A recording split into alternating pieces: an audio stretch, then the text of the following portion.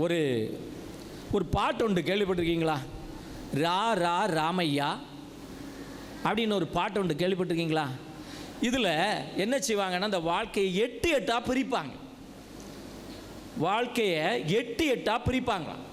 அதே போல் ஒவ்வொரு நாளமும் நீங்கள் என்ன செய்யணும்? ஒரு அட்டவணை போட்டுக்கணும். படிப்பதற்கென்று ஒவ்வொரு நிமிடத்தையும் நீங்கள் ஒரு பிளான் பண்ணணும். ஒரு பிளானிங் திட்டமிட்டு நீங்கள் இன்னையிலேருந்தே இன்னைக்கு வீட்டுக்கு போகிற இன்றைக்கி இந்த பாடத்தை நம்ம படிக்கணும். 10 நாள் இருக்குது, 5 பாடம் அல்லது 6 பாடம், ஒரு 2 நாள் நம்ம ஒரு பாடத்துக்கு நம்ம ஒதுக்கணும் அப்படின்ட்டு நீங்கள் ஒவ்வொரு அந்த ஒரு டைம் டேபிள் போட்டு அந்த நேரம் இவ்வளோ நேரம் அப்படிங்கிறத நீங்கள் என்ன செய்யணும்? திட்டமிட்டு நீங்கள் அதை படிக்க ஆரம்பிச்சிங்கன்னா உங்களுக்கு பயனுள்ளதாக இருக்கும். சுருக்கமாக நான் சொல்லிட்டு போகிறேன்.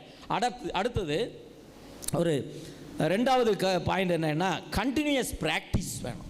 கண்டினியூஸ் ப்ராக்டிஸ், அதாவது தொடர்ச்சியான ஒரு பயிற்சி, முயற்சி அது வேணும். கொஞ்சம் நேரம் ஆன உடனேயே என்ன செஞ்சுருவாங்க, ஐயோ போர் அடிக்குது அப்படின்ட்டு அதெல்லாம் இருக்கக்கூடாது. நமக்கு தொடர்ந்து நம்ம என்ன செய்யணும்? எனக்கு ஒரு பேரன், 2 பேரன் உண்டு. அதில் ஒருத்தன் சொல்லுவான், என்ன சொல்லுவான் தெரியுமா? டயர்டாகிட்டேன் தாத்தா அப்படின்னு சொல்லுவான். எப்படிடா டயர்டாகிட்டேன்? சாப்பிட்டு டயர்டாகிட்டேன் அப்படின்ட்டு சொல்லுவான். சாப்பிட்டு டயர்டாகிட்டானா? சரியா? அப்போது நீங்கள் என்ன செய்யக்கூடாது? டயர்டாகிடக்கூடாது. அதுக்கு நீங்கள் என்ன செய்யணும்? நீங்கள் கொஞ்சம் ஒரு அரை மணி நேரம் நீங்கள் படிக்கிறீங்கன்னா 5 நிமிஷம் நீங்கள் ரெஸ்ட் எடுக்கணுமா? அரை மணி நேரம் நீங்கள் படிக்கிறீங்கன்னா 5 நிமிஷம் ரெஸ்ட் எடுத்துக்கலாம். இதுதான் நம்ம படிக்கக்கூடிய மெத்தட். இன்னும் சில புத்தகங்கள், NCERT புத்தகங்களை நீங்கள் பயன்படுத்தணும் அப்படின்னு சொல்கிறாங்க. NCERT கேள்விப்பட்டிருக்கீங்களா? NCERT ஓகே, அந்த NCERT புத்தகங்களை நம்ம பயன்படுத்தணும். இதுதான் நம்முடைய இந்த கல்விக்கு நமக்கு ரொம்ப அதிகமாக பயனுள்ளதாக இருக்கும் என்று சொல்லப்படுகின்றது. ஆக அடுத்து 3வது ஒன்று என்னென்னா, பலவீனமான பாடங்கள். உனக்கு நிறைய சப்ஜெக்ட் இருக்குது. பலவீனமான பாடங்களுக்கு நீ என்ன செய்யணும்? அதிகமான முக்கியத்துவம் கொடுக்கணும், அதிகமான நேரத்தை ஒதுக்கணுமா? பலவீனமான ஒரு பாடம் அப்படின்னு சொல்லக்கூடிய நேரத்தில் சில பாடங்கள் நமக்கு சிலருக்கு பிடிக்காது. பாரதியார் சொல்லுவாராம். பாரதியார் என்ன சொல்லுவாராம் தெரியுமா? கணக்கு எனக்கு பிணக்கு, அது ஆமணக்குன்னு சொல்லுவாராம். கணக்கு அவருக்கு பிடிக்காதான். அவங்க அப்பா அவரை ஒரு பெரிய கணித மேதை ஆக்கணும்னு நினச்சாராம். ஆனால் இவருக்கு என்ன செய்யாது? கணக்கு பிடிக்காது. ஆனால் அவர் தமிழ் மீது பற்று கொண்டிருந்தார். ஆக அப்படி சில நமக்கு ஒரு கஷ்டம் அப்படின்னு நினைக்கிறத பாடங்களை நம்ம என்ன செய்யணுமா? அதிகமாக நேரத்தை ஒதுக்கணும், இன்னும் முக்கியத்துவம் கொடுத்து அதற்கு நம்ம படிக்கணும். தேவையானால் சில ஆசிரியர்களை நீங்கள் அதுக்கு அதாவது நம்ம டியூஷனுக்கெல்லாம் போகிறீங்க இல்லையா, அதுக்கு நீங்கள் அந்த மாதிரி கூட நீங்கள் வைத்துக்கொள்ளலாம். அடுத்தது, முந்தைய ஆண்டு வினாவிடைகளை நீங்கள் எடுத்து அதை நீங்கள் பயிற்சி செய்ய வேண்டும்.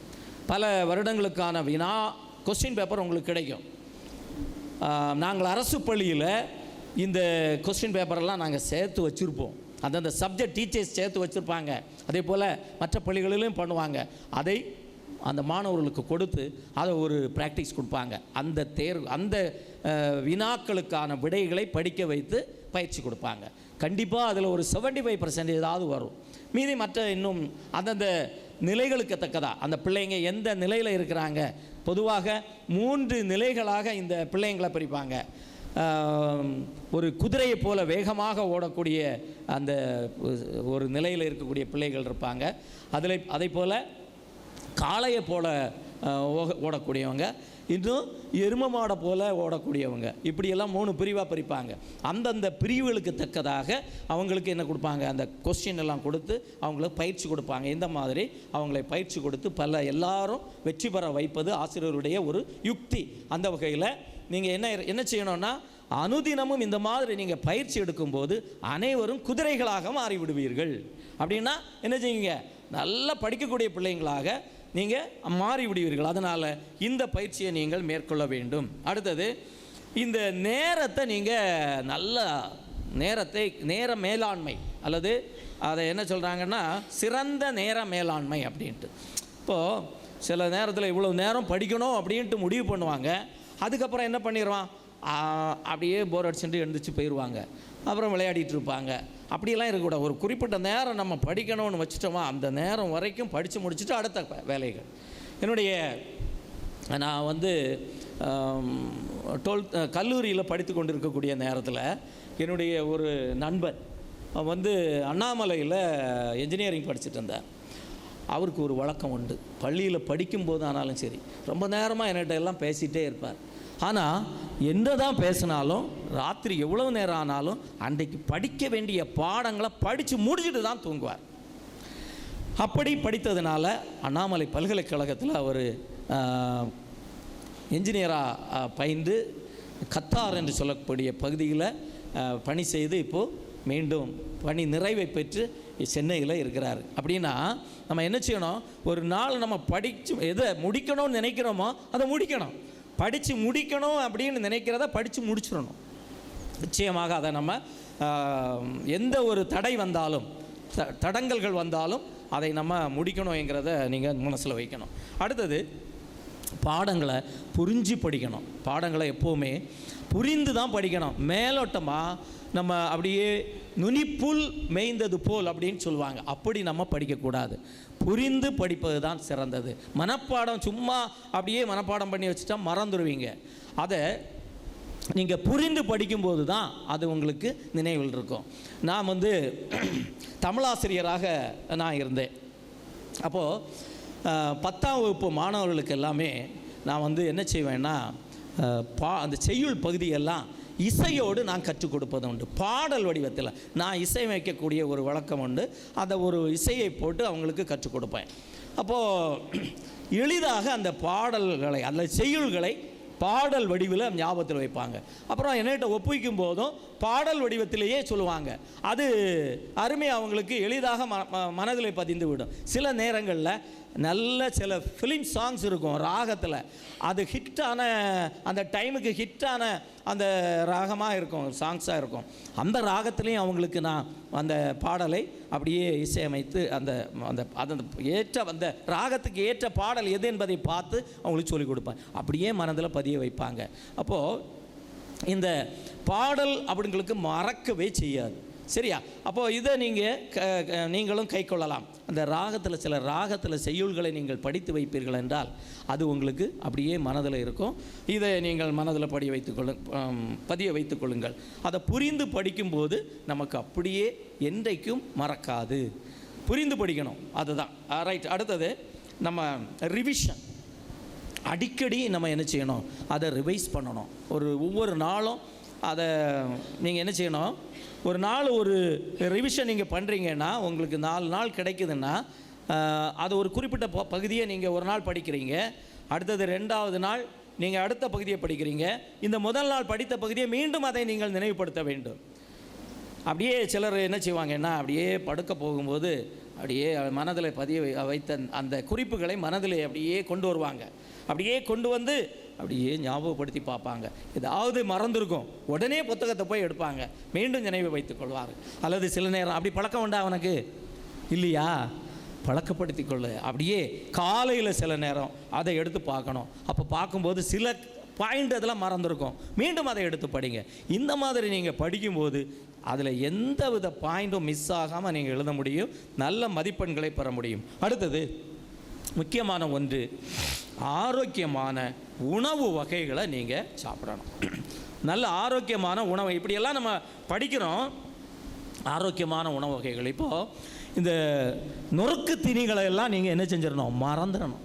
நொறுக்கு தீனிகளில் என்ன செய்யும், அது உனக்கு அதிகமான நேரம் படிக்க உனக்கு உதவாது, அதிக தூக்கத்தை கொண்டு வரும். அதே போல் இந்த பழ வகைகளை நீங்கள் சாப்பிடணும். பழ வகைகளை சாப்பிடலாம். எண்ணெய் வகைகளை நீங்கள் பயன்படுத்தக்கூடாது. கரிச்சு பொரித்து சாப்பிட்ட நல்ல அந்த இறைச்சி, மட்டன் அல்லது அந்த சிக்கன் எல்லாம் பொரித்து சாப்பிட்டுலாம் என்னென்னா உனக்கு தூக்கம்தான் வரும். அதனால் பழ வகைகளை எல்லாம் சாப்பிட்டுட்டு தேவையான லிமிட்டான அந்த உணவு வகைகளை சாப்பிட்டு நீங்கள் என்ன செய்யணும், உனக்கு நல்லா படிக்கணுன்னா உடல் நமக்கு நல்ல பலத்தோடு இருக்கணும். பொதுவாக சொல்வார்கள், சுவர் இருந்தால் தான் சித்திரம் வரைய முடியும் என்று. நம்முடைய உடல் ஆரோக்கியமாக இருந்தால்தான் நம்ம என்ன செய்ய முடியும், நல்ல முறையில் படிக்க முடியும். ஆகவே இந்த முறைகளை நீங்கள் படிக்கும்போது நீங்கள் என்ன செய்ய முடியும், நிச்சயமாக நீங்கள் வெற்றியை கொள்ள முடியும். இன்னொன்று, எல்லாவற்றுக்கும் மேலாக ஒன்று, சாதகமான ஒரு மனநிலையில் நீ இருக்கணும். உன்னுடைய மனநிலையில் நீ என்ன செய்யணும்? ஐயோ நான் தோற்று போவனோ என்கிற எண்ணம் உனக்கு இருக்கவே கூடாது. நீ ஒவ்வொரு நாளும் நீ முயற்சி பண்ணி நீ படிக்கும்போது உன்னுடைய எண்ணம் அந்த பாசிட்டிவ் திங்கிங்காக இருக்கணும். நிச்சயமாக நான் நல்ல நிலையிலே நல்ல மதிப்பெண்களோடு நான் வெற்றி பெறுவேன் என்ற ஒரு எண்ணம் உனக்கு இருக்க வேண்டும். அந்த ஒரு சாதகமான ஒரு எண்ணத்தை நீ உனக்குள் வைத்து கொள்ள வேண்டும். அப்படி நீ வைக்கும்போது உன்னுடைய தேர்வு மிக எளிதாக இருக்கும். மீண்டுமாக நான் சொல்லுகின்றேன், உன்னுடைய தேர்வு மிக எளிதாக இருப்பதற்கு நீ என்ன செய்? ஆண்டவரை நீ பற்றிக்கொள். உன்னுடைய வேதத்தை தினமும் நீ வாசித்து உன் மீது நீ நம்பிக்கை வைத்து நம்பிக்கையோடு எதிர்கொள். நிச்சயம் நீ வெற்றி பெறுவாய். மீண்டும் சந்திப்போம். மறுபடியும் ஹலோ, எப்படி இருக்கீங்க? எல்லாரும் ஹாப்பியா இருக்கீங்களா? நிஜமா எக்ஸாம் கிட்ட வருது ஆனாலும் ஹாப்பியா இருக்கீங்களா? ஏன் ஏன் ஹாப்பியா இருக்கீங்க? என்ன என்ன ஓ, நாங்கள் வந்தனால ஹாப்பியாக இருக்கு. Thank you so much. ஓகே, இந்த மொமெண்ட்டில் நம்மளோட டீமை இன்ட்ரடியூஸ் பண்ணிடலாம். ஓகே, ஸோ நம்ம கொஞ்சம் முன்னாடி ஒரு சாங் கற்றுக்கிட்டோம். என்ன சாங் கற்றுக்கிட்டோம்? வேதத்தை தினமும் வாசித்திடு, வேதனை நீங்கியே நீ வாழ்ந்திடு அப்படின்ற பாடல் எழுதினது யார் அப்படின்னா, உங்களுக்கு முன்னாடி இப்போ பேசிகிட்டு இருந்தாங்கல்ல mister J Ajit Singh John அவர்கள் தான் இந்த பாடலை எழுதி கம்போஸ் பண்ணாங்க. அண்ட் இதுக்கு மியூசிக் பண்ணது அவங்களோட ஒன் அண்ட் ஒன்லி சன். யாருன்னா mister A Jaswin John. Okay, இவங்க ஒரு சிங்கர், நிறைய டேலண்ட்ஸ் உண்டு, அதில் ஒரு பார்ட் சிங்கர். அண்ட் அவங்களோட பாடலை நீங்கள் கூடிய சீக்கிரம் கேட்பீங்க. அண்ட் நெக்ஸ்ட் சாம் ஜபரன் உங்களுக்காக தூத்துக்குடியிலேருந்து வந்திருக்காங்க. சாம் ஜபரன் அவங்க ஒர்க் பண்ணிகிட்ருக்காங்க. ஸோ இவங்க வயசெல்லாம் பார்க்க மேபி உங்களுக்கு சின்ன மாதிரி தெரியலாம், பட் எல்லாரும் பெரிய வயசு. ஓகே, அங்கிள்ஸ் சும்மா சொன்னேன். Okay, now let's introduce guitarist Suvidharshan. என் நேம்.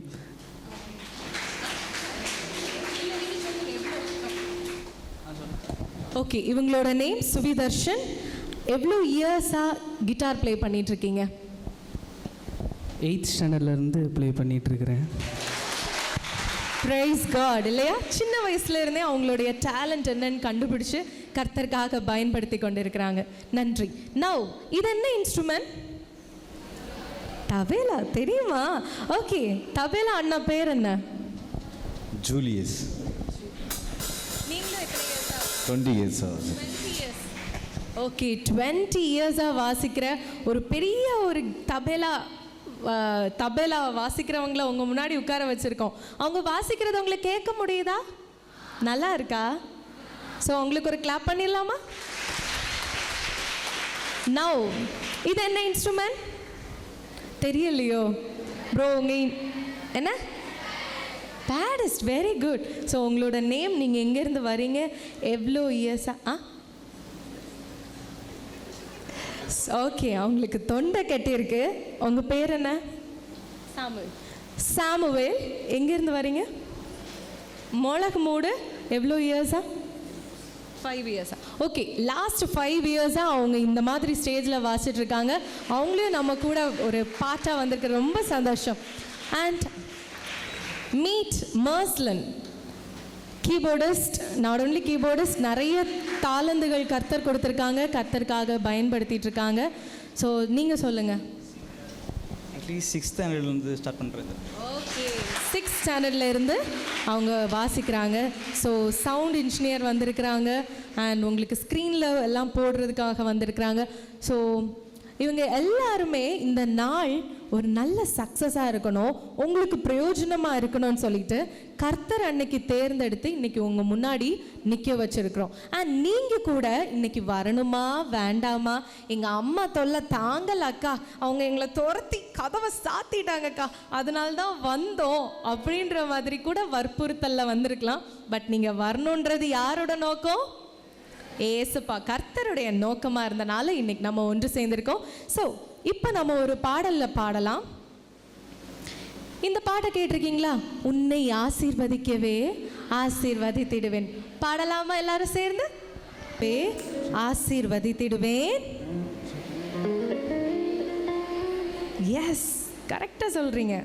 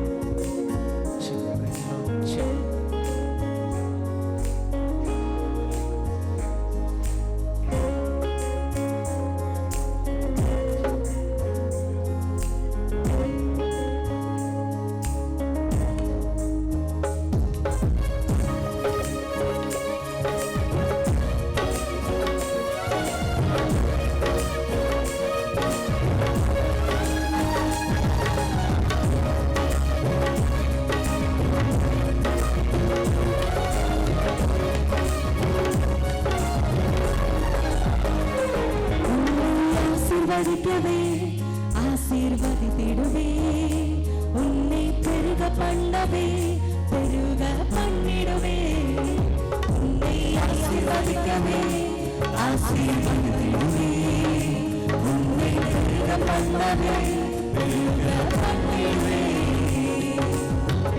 நிச்சயமாகவே நம்பிக்கை போகாது.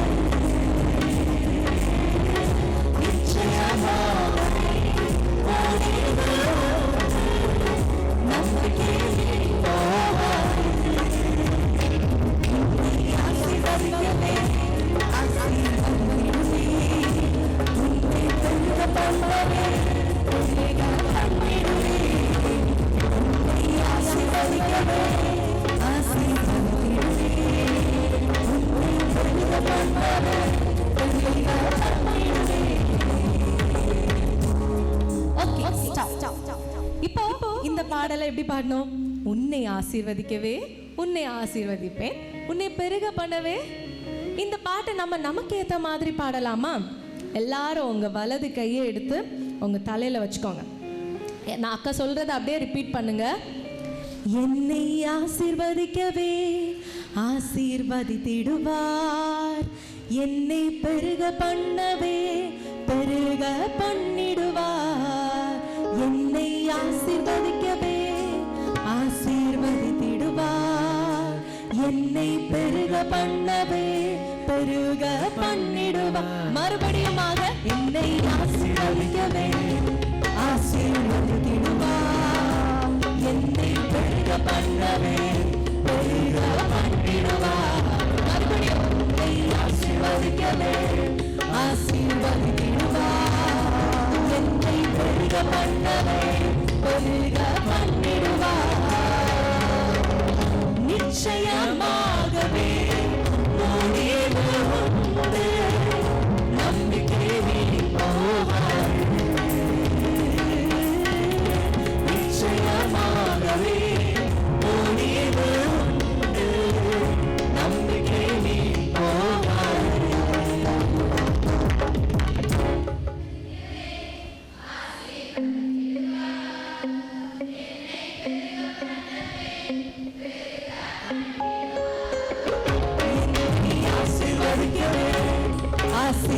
ஆசீர்வதித்திடுவார், என்னை பெருக பண்ணவே பெருக பண்ணிடுவார். நிச்சயமாகவே முடிவு உண்டு, நம்பிக்கை போகாது. பக்கத்துல இருக்கவங்க கிட்ட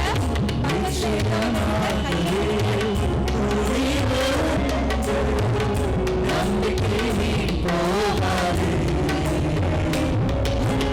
ஆசீர்வதிக்கவே ஆசீர்வதித்திடுவார், என்னை பெருக பண்ணவே பெருக பண்ணிடுவார். என்னை ஆசீர்வதிக்கவே ஆசீர்வதித்திடுவார், என்னை பெருக பண்ணவே பெருக பண்ணிடுவார். எத்தனை பேர் விசுவாசிக்கிறீங்க? எஸ், ஹalleluya, praise God. ஸோ இன்னொரு பாடல் நம்ம பாடலாமா?